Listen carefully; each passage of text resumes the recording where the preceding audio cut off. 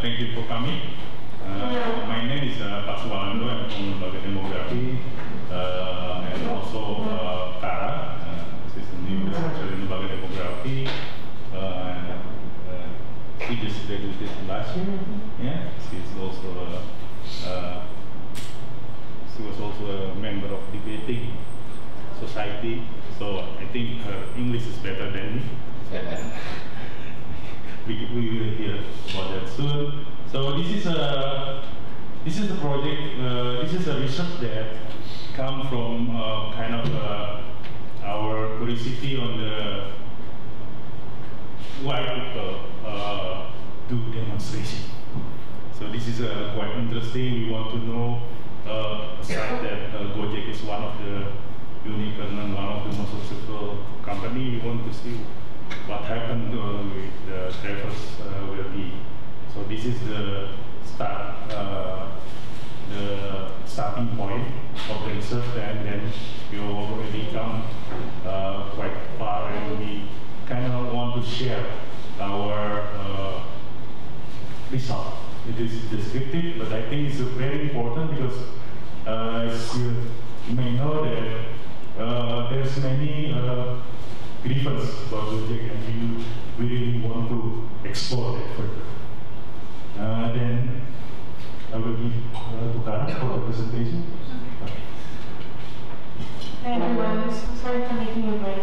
So I'm Cara, I'm a researcher here. I also work part-time at another fintech association, so my focus in research is financial inclusion through technological reform, and I think GO-JEK is a really good example of technology that has resulted in financial inclusion of many more people who previously didn't have access to these benefits. So this presentation is a descriptive snapshot of the results of ELDE's 2017 study on GO-JEK's, the impacts that GO-JEK brought towards the economy of Indonesia. The study was actually quite broad. It covered drivers, merchants, the overall economy, but this particular presentation is only focusing on Go-Ride drivers, which are the motorbike drivers, and it zooms into their motivations behind joining GO-JEK and how their motivations help us to better understand how they report their well-being. I think, do I have to use this mic? Okay. I will use the mic because it's a bit glitchy, but I hope you can hear me. So the purpose of this presentation is to first understand driver satisfaction and reported well-being since they joined GO-JEK, so before and after. And the second is to explore how drivers' motivations may affect how they report their well-being and give us a richer understanding on not taking the statistics just as they are, but giving us a reason to delve a little bit deeper into why drivers reported the way they did. And as Paksi mentioned, this is only a descriptive study. It's just a snapshot. Certainly can be analyzed in a lot of deeper ways, but it serves as an entry gate for future studies to analyze in more depth. So the first thing that I'll do is cover some of the statistics that I think most of you will be familiar with, because ELDE has already presented these statistics in previous presentations. The first, most encouraging statistic is that Go-Ride drivers, on average, experienced a significant increase in both income and expenditure since joining GO-JEK. So as we can see, the blue lines indicate their income and expenditure. After they joined GO-JEK, there was a substantial increase on both sides, with income increasing by 44% on average, spending increasing by 31% on average, and the average income of all Go-Ride drivers in Indonesia, which is 3.31 million, is higher than the minimum wage of the 9 regions in which the survey took place, which is 2.8. So that kind of gives us a sense that GO-JEK provided these drivers with at least above a minimum sense of well-being, because it's above the average minimum wage of those 9 regions. Similarly, Go-Ride drivers reported satisfaction and increased quality of life across various dimensions. So we asked them how satisfied are they with their income levels, their flexibility, and how their overall quality of life is after joining GO-JEK. And by and large, the reports were all very positive. So 86% of drivers reported that they were either satisfied or very satisfied with their income.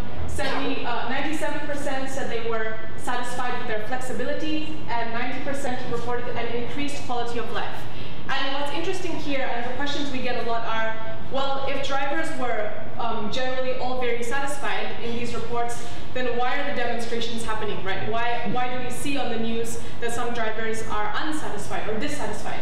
And well, the easiest answer to that is in these 1%. The 1% that are dissatisfied or rather satisfied, the 1% that reported their quality of life increase.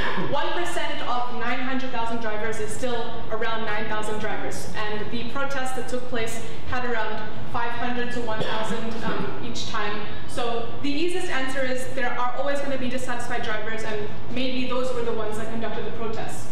But there's another way, another angle of looking at why maybe they still conducted protests despite these positive statistics, and that's what we're going to explore. So out of all the indicators, out of all the dimensions, there's one dimension that showed the least positive responses. Still positive, but the least positive amongst the others. So when asked about the quality of their business partnership, sorry about the error on this slide, but when asked about the quality of their business partnership, between them and between GO-JEK management, this showed the least positive responses. So in comparison to the previous slides where you remember it was like 90%, 97% were very satisfied. Here it was only 52% of drivers that felt that the partnership was advantageous, with 13% feeling that the partnership was either disadvantageous or this one, very disadvantageous. And the nature of a business partnership wasn't specified in much detail in the study, but it does indicate to us that if drivers were satisfied with their income, with their flexibility, then perhaps the quality of business relationship extends beyond mere income and flexibility. They perhaps consider the extent to which they feel they are treated with dignity and with fairness, and it's those kind of qualitative nuances that may give rise to why certain drivers still feel the need to protest even though they are satisfied with income and with flexibility. So I think this aspect of business partner relationship or business partnership is something interesting to explore. The next thing we did is to understand why GO-JEK drivers decided to join GO-JEK. And in the study, again, sorry for these numerical errors on the PowerPoint, but the questions that was asked to the drivers were, is it because you were laid off, were you bankrupt, urgent economic need, insufficient skills, insufficient education, or were you seeking free time, or were you seeking something to fill your free time or to get additional income? And we can actually divide these things quite roughly into two categories, which are choice or necessity. Choice being that you had other options, you were not under undue pressure, you still chose to join GO-JEK. Necessity being that there was a certain amount of pressure that pushed you into joining GO-JEK. So if you were laid off from your previous job, or if you were bankrupt, if you had an urgent economic need, or you did not have the skills or education that were necessary to get another job, then your choice to join GO-JEK perhaps was influenced by some kind of undue pressure. You were, to a certain extent, forced by necessity. And the reason why we think it was important to look at this aspect is because we think that people who have limited options, or who are under pressure when they decide to join GO-JEK or join any job, aka forced out of necessity, are likely to have a lower benchmark for evaluating their satisfaction compared to those who joined out of stress-free choice.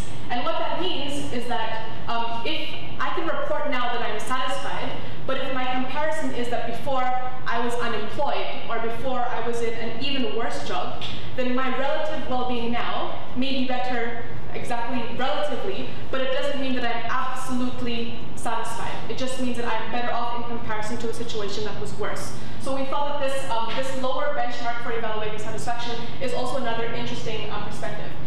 The distribution is quite even. There's 52% joining out of necessity and 45% joining out of choice. So although this doesn't tell us anything immediate about how it affects their well-being, it does tell us that these drivers may respond differently. And you'll see in the next slides how differently they responded to the previous questions that we asked.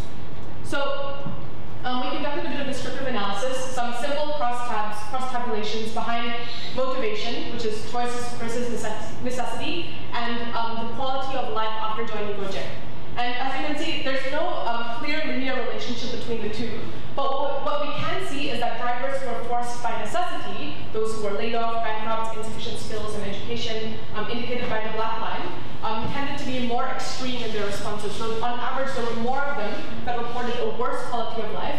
There are also more of them that reported a much better quality of life. We are unsure as to why this is, but this does may be more volatile or unpredictable in their responses. This makes sense given that the pressure that they feel in their lives, or the fact that they are going through uncomfortable economic circumstances, may mean that other aspects of their lives are also volatile and unpredictable, hence giving rise to these more volatile responses. Choice, you can see that they are also much less likely to report on the extreme ends of the spectrum.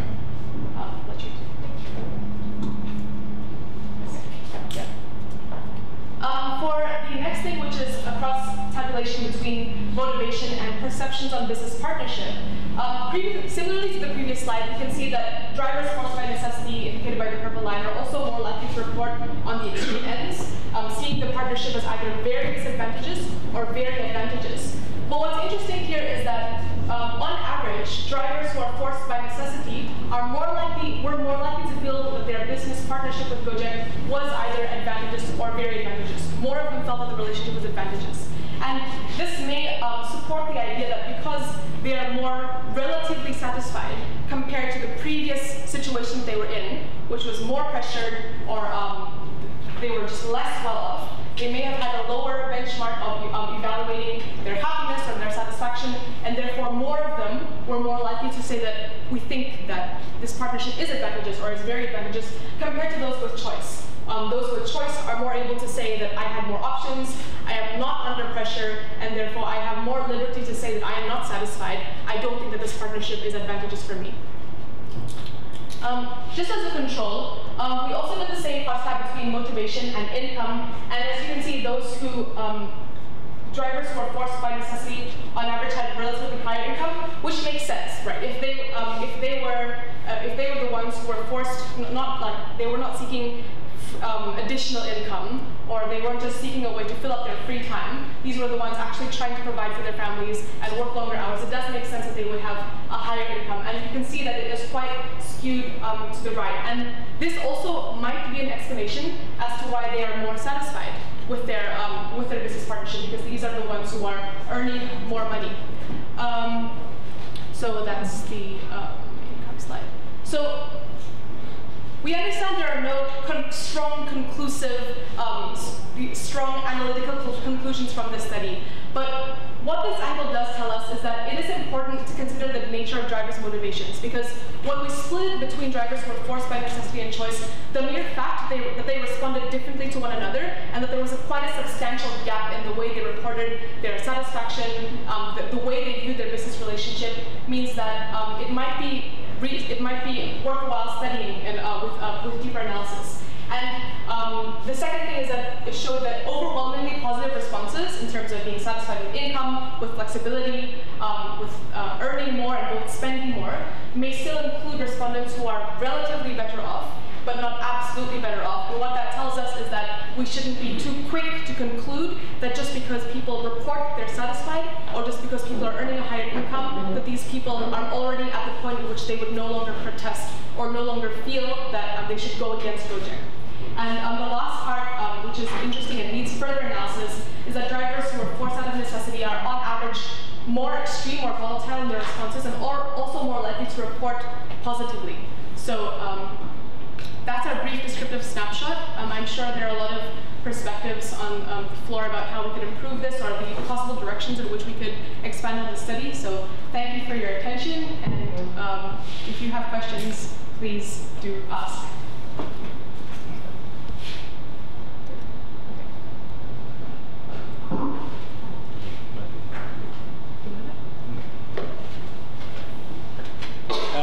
Questions?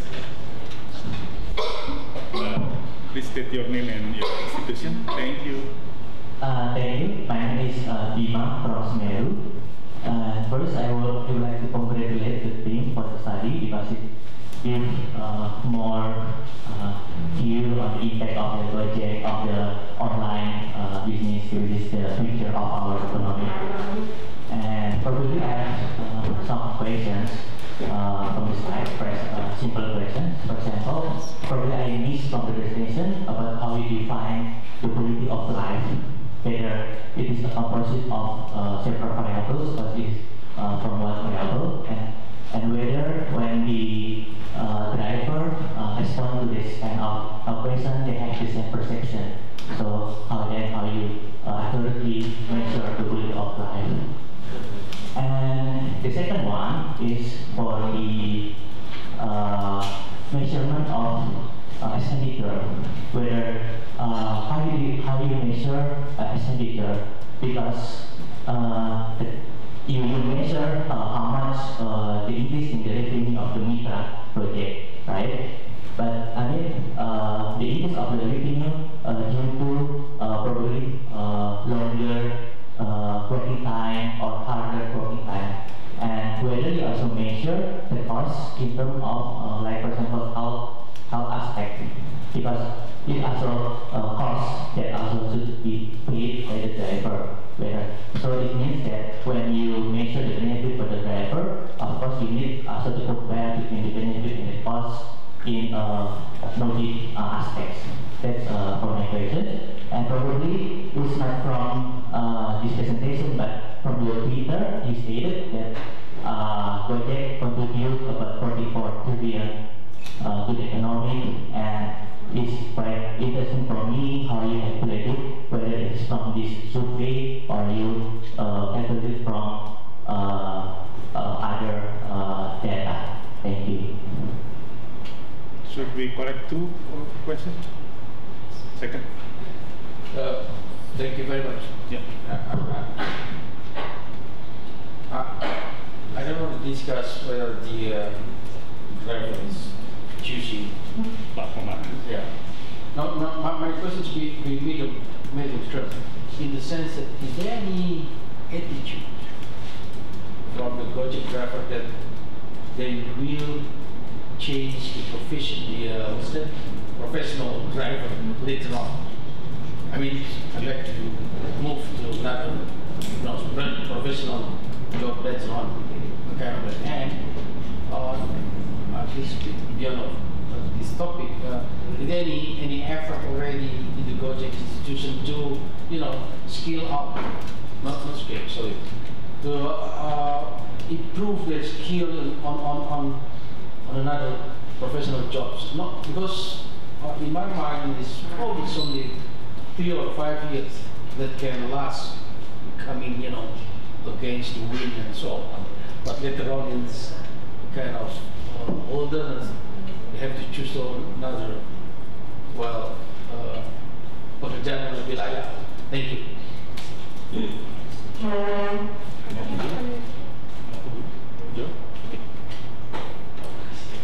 Okay, will. Okay, thank you for the question. I will answer Pak Bima first. So, how do you define quality of life? So, this quality of life is we work together with our colleague from psychology. So, our quality of life is simple. It's how the driver perceives the quality of life. So, like Cara said, there's might be different benchmark or others. This is the one that we try to explore, and also for the perception on the relation with the project management. This is also a perception thing. So this is not a quality of life like health, everything, the one that mentioned like good quality of life by Sen and other, but this is really a perception from the driver. So now for the measurement of the expenditure, income, this is all come from the survey. So basically, how we calculate, for example, the economic contribution, we basically ask them the income and the expenditure before joining GO-JEK and after joining GO-JEK. Because we try several ways to really check the impact of GO-JEK. That's the most simple one that we can get, and after several pilots, we think that's the best way to just check how what is the difference of income between joining GO-JEK and after joining GO-JEK. So that, and we didn't put health aspect. Now it's interesting about working hour. In this survey in 2017, we haven't included yet. But in 2018, the one that we just released, because this is the data from 2017, we already kind of included, and now we try to process it. But I think we have to define what is working hour for GO-JEK before we release the number. So that's our answer. Now for Pak Omara, well, we try to find in this year's survey the effort that impact the driver for the skill. For example, they have training to make a small medium enterprise if they don't want to be driver or restaurant and things like that. But we haven't calculated, we haven't measured the impact yet. This was the point telling you, we still exploring the data. The one that we publish is just Ekonomi, which is the one that we are sure and we already have the data.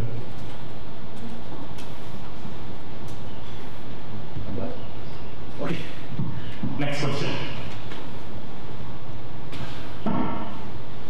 Yeah.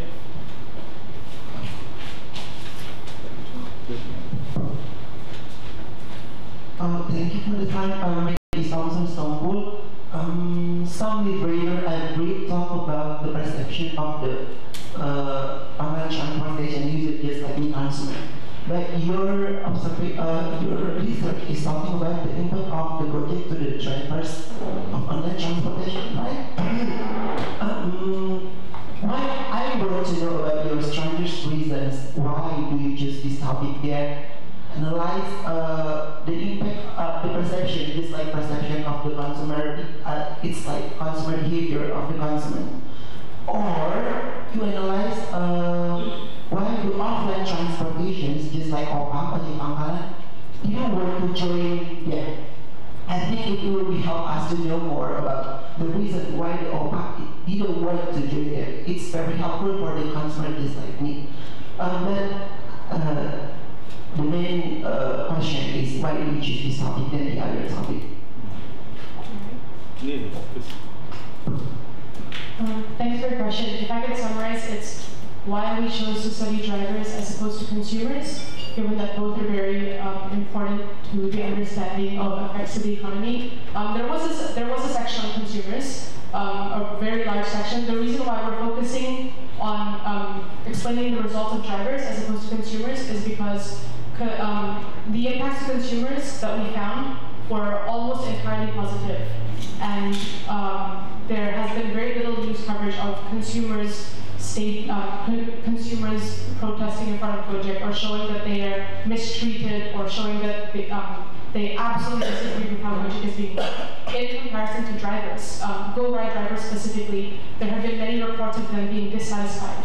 And we thought it was a more interesting angle to find out why have there been so many protests while our results show mostly positive results. So we're trying to compare these different results and explore that discrepancy. For consumers, on both media and our statistics, it's been largely positive. So you're right, it's a super interesting aspect as well, consumers. We could probably have another presentation about the results that we have for consumers. But the reason why we chose drivers first is because there was a discrepancy in the data, and there was more reason to believe that drivers are being mistreated in comparison to consumers. Sorry, I'm speaking too fast. Questions?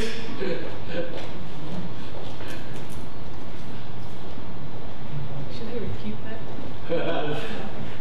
No, okay, if not, just, fill in the emptiness. Is there any concern on safety for the driver? Because sometimes it's,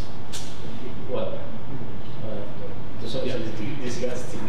But I think, so the awareness of safety is very important, not probably for the driver itself, but also from the authority, police, well, even consumer, before taking the drive.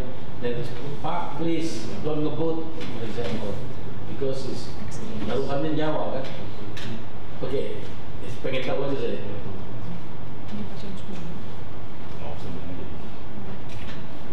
Yes, there was a study on how safe both drivers and consumers have found their GO-JEK experience to be. We asked about how often they've been involved in accidents, like road accidents, how often they've been cheated or scammed by a consumer or by a fellow GO-JEK driver. So those kinds of questions.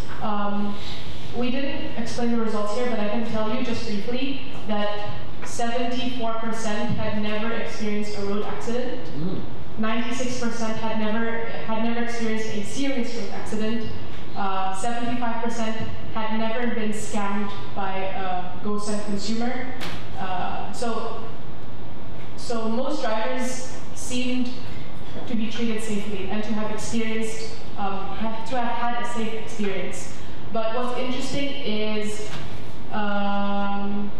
so for drivers, 64% reported that they had at least once been cheated by their GO-Ride consumers. Probably like someone ordered and then canceled, but they were already on their way. 53% had been cheated by GoFood consumers. But for mostly these were just that they had experienced it once or rarely, not often.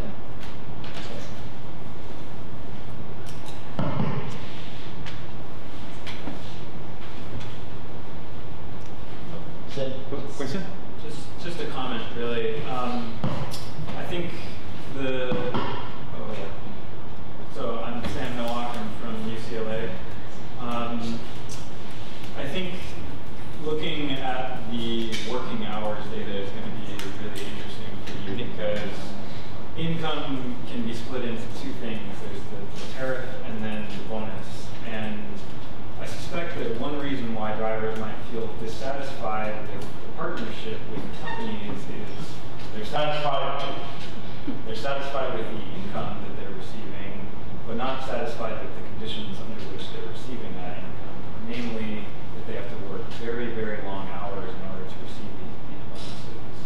So I think that will be illuminating for helping kind of shedding light on why it is that, drivers report being quite satisfied with their overall quality of life, but not so satisfied with the partnership with the company. Thank you for the presentation. Sure. Thank you. So I think this is the thing that we are, at least hopefully in 2018 we have data to talk about that, because it's really kind of interesting to see what happened maybe between time and because tariff and bonus can change according to the management. However, it didn't have a real impact because most of them are satisfied.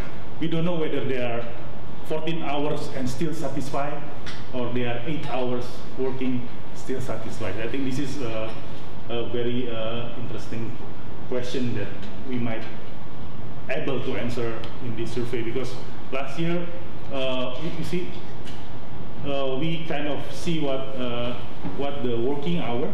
So basically the flexibility really become a source of satisfaction, because for example for Sholat Jumat they turn off the application for Sholat for praying time. So it's the flexibility that maybe they didn't really have in the normal or traditional job. Hopefully we can have further, and thank you for the input. Question?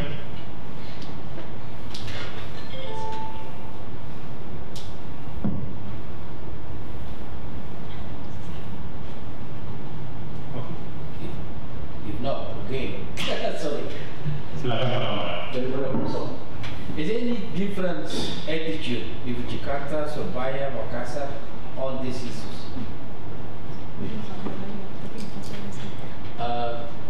Ya kali kalau misalnya saya ke Medan, berarti saya harus siap-siap apa nih? Ini Medan pun, berarti saya harus siap-siap. Agak lain dengan Jogja atau Surabaya. Okay. Thank you. I think there is, I'm sure there's a different. One of the indicators is the place of demonstration. For example, I think 2 weeks ago, 3 weeks ago, there's a demonstration in Surabaya about GO-JEK. They put something there, but not in Jakarta. And if you see our last press con,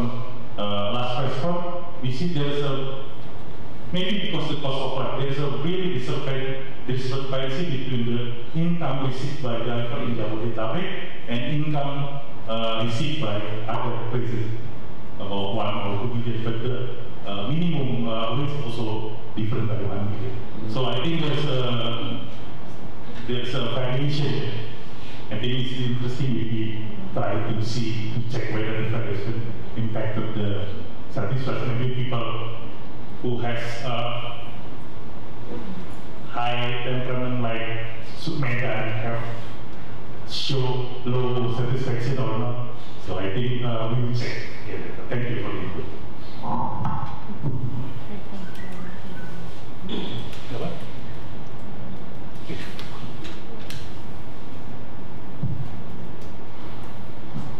Yes, please.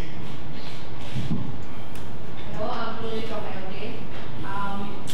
Sorry I missed your presentation, but I was wondering, just asking from the gender perspective, just curious whether is there any differences in well-being between male and female drivers? Because you say that there's quite, this is my observation, there's an increasing number of female drivers, and particularly married female drivers who have kids. Okay, thank you. I think from last year, survey is a very interesting result. Although small, we found the women driver. This year, because we use random sampling, so we cannot be sure how many women drivers that we get. But this year, we also have qualitative study about women driver. So we go there and do in-depth interview with women driver. So I hope hopefully we can answer after that, because in the last survey I think it's less than 3%. So it's very few. So, and the other one is the one that have 70% female partner is GO-JEK. So in GO-JEK we have 70%, more than 70% women partner, and from that 70%, almost 50% is the backbone of their family. So I think that's interesting, because we just reported. Now we have hopefully in this the qualitative report kind of like about this women driver, because their number is increasing.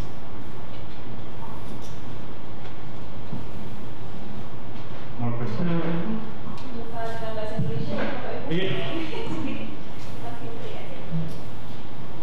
Kita dengar bahasa Indonesia Cara.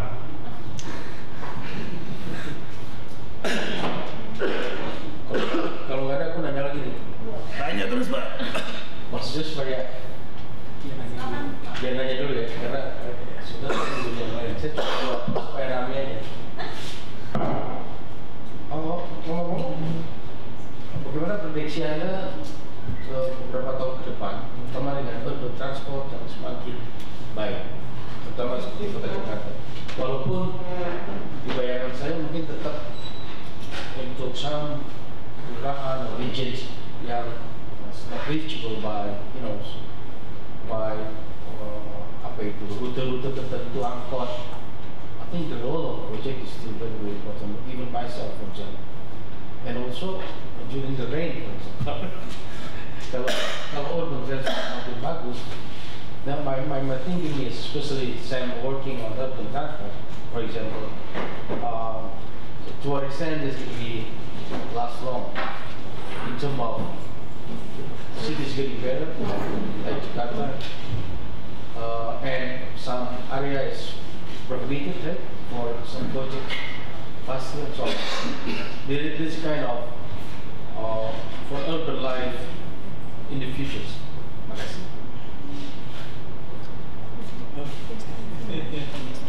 Sudah tentu memberi manfaat dalam jangka pendek ya. Oke, ini bahasa Indonesia ya?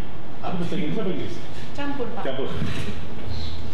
Okay, so what is interesting, before last year there's research by University of Indonesia from FISIP, from Puskapom, Pusat Kajian Komunikasi. At that time, Mbak Inaya and Mas Alvin do the research. Maybe it's related with the people in Indonesia who very lazy to walk. The important part for them, especially female, because that data is an online survey. The first mile and the last mile. The first mile and the last mile means that even you have MRT, even you have busway, even you have commuter line, you still to have transportation maybe only 800 meters or 1.2 kilometers to the point. So it's a point-to-point transportation. That's what makes GO-JEK kind of excellent, because they do point-to-point. And it's safer for women, for people who work in Tamrin until late at night.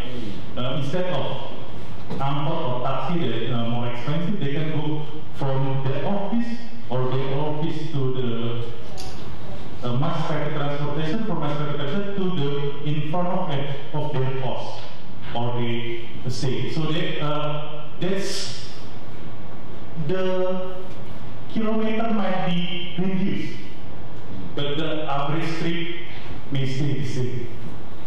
So that's the thing that, for example, for me, if I can use GO-JEK from Stasiun Dia, I use Stasiun GO-JEK, maybe because I'm busy. So that's I think that's very important. And second, GO-JEK now is already in around 180 kabupaten kota. So it's kind of really a super apps. We don't know what's the impact to every city or kabupaten and kota. Maybe take longer time because the density is different. But still, I think it's very important to see whether the transportation online can really change the transport of people and goods in Indonesia. And I think it's because there's still competition with Grab, I think that's a very, very interesting and dynamic result. We don't know yet, but we try to keep up with that. If people here or who see the presentation can come up with ideas, we are welcome to see the changing of how the moral transportation is changing transportation. Yeah. Thank you. I'm Dewa from LD. Just want to follow up the comment to Pak, to our open director. So, because you asked about projection, I think the one that we miss in this particular case is also that the extension of GO-JEK services. You only mentioned about the transportation, so basically people mobility, right? But what we are not yet actually able to extend the analysis is in relation to those services also demanded by the customer. So people become less mobile, they're lazy to walk, for example. It's not only due to one need to reach one destination from another, right? But also demanding food, for example. Yeah. So the delivery service already transferred. Asking for massage to come to your house. So different kind of services at domestic level in the household actually increase without sacrificing your time to travel. And I guess that's the most impact in the future that we will expect. Other than people moving, but whether people actually moving using motorcycle more or not. And it's an interesting part, I guess, because I guess this is the one that we are not yet focusing on too much. But I believe this is one of the projections, at least from my individual perspective, will be very important. You know, the delivery service, not only food, for example, the logistics, right? It is so easy now for you to send mails, packages within days. So within days, not days. So it's important. So that's my projection part. We're looking forward to analyze that in the future. On the second thought, I just want to comment about the hours of work. This is again, I guess, another issue that we miss when we look at this kind of services. When we try to measure user working hours, we forgot that we still use a standard traditional way to measure labor relationship. While the GO-JEK services, in my opinion, it's not using those kind of standard. They measure the fee or the payment based on trip. So basically, if the driver is able to calculate how many trips it's necessary to reach a certain level of income, then it's done. There is two options. They can do it with less hours in total or need to do it in more hours. Again, this is a good issue in GO-JEK because GO-JEK driver have several options, whether they only want to do the go-ride, just ride hailing with the passengers, or combining it with GoFood, or combining it with GoSend. This is the one, I guess, that we are not yet able to explore yet, Paksi yet. So the combination of these services conducted by the driver in order to reach a certain amount of income. So that's why when we analyze about time, we still inconclusive because it's not really measured by how many hours to earn the income rather than how many clicks actually you need to do to reach like a couple hundreds of rupiah per day, for example. So I guess that's my comment, and good job Cara and Paksi to digging into this information. Thank you. Welcome Pak LD and also supervisor of Cara. That's why I'm under a lot of pressure. Questions? If not, we can communicate by email or... One more. Oh, You can ask two more, Pak. Yeah, you can ask 2 or 3 more. For my benefit in the good studies. How about the market structure? I mean, is there, can you share with us the current market structure right now and probably, I don't know, the features? I don't know whether this is the right question, my understanding, to observe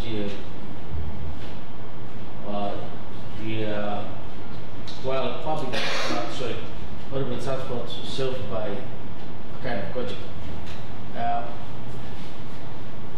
I think international discussion is always, or some people which is quote unquote negative thinking is kind of this kind of global capitalism as well, because that's budak-budak.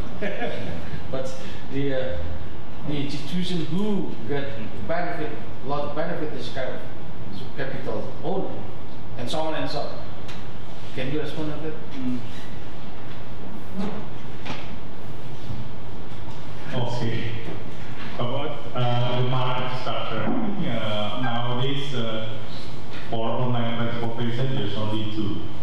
And every time I see the news, depends who publish it, they think they are the biggest. So we haven't really have real grasp about that.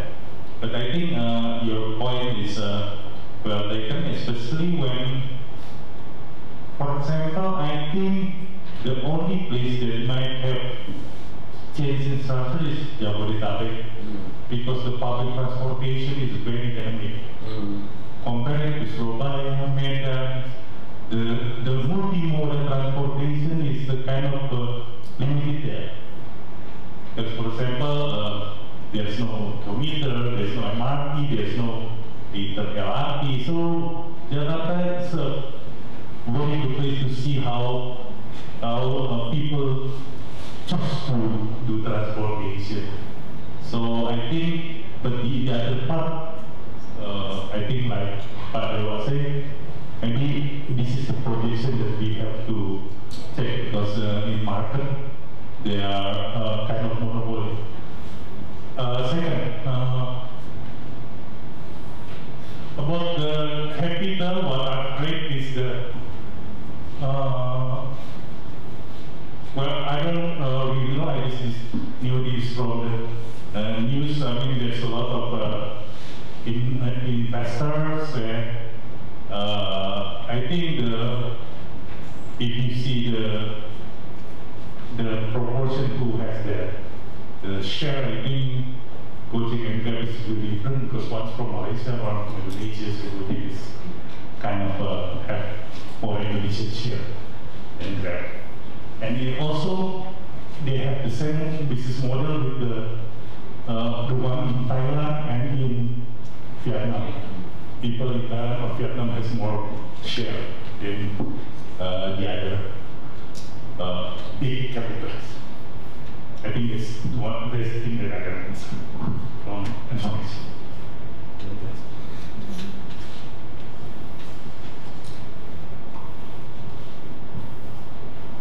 Okay. Yes, please. Selamat pagi. Mungkin saya pakai bahasa Indonesia. GO-JEK ini kan sudah unicorn ya. Tapi kenapa sulit melepaskannya ke publik ya? IPO ya, sama offering itu. Kenapa dia tidak go public? Terima kasih.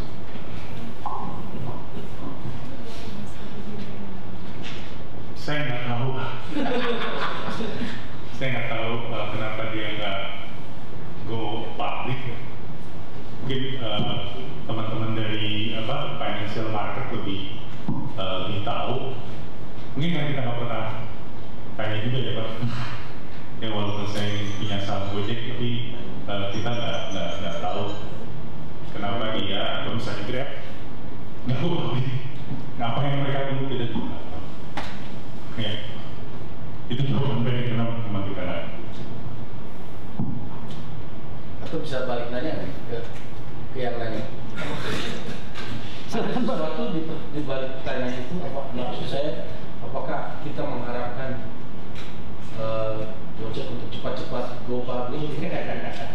Walaupun secara bisa sharing dari dalam pertanyaan itu, inside your question. Kira-kira apa Mas?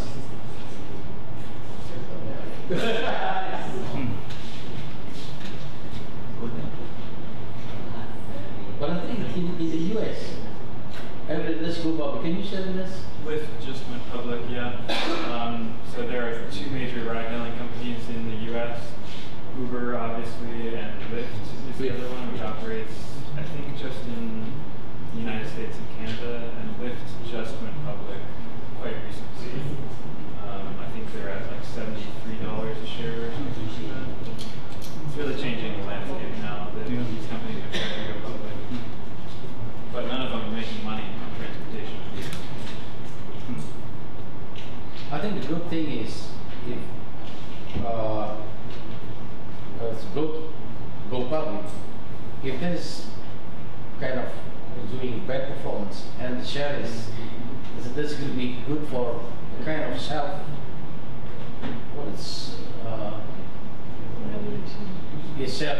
evaluation kind of mirror. If not, especially if you're saying that they tend to be a monopolist, especially in other regions, mau syukur nggak mau awas, pakai dia gitu. Okay. I think it is interesting. For example, I think the one that I think not many transportation company Indonesia was go public kind of work. I think the last one is Bluebird. Yeah. I think that's the new because they are big and they own a lot of fleet.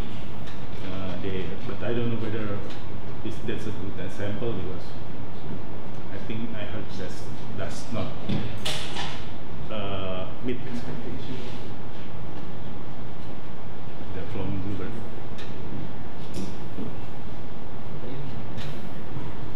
Okay, if there's no more, we can communicate. There's an email, and we can start after this presentation. Again, thank you for coming for such very short notice. I think we really appreciate all the questions and the input and the discussion. Hopefully, we can pursue further to see what really happened in this research.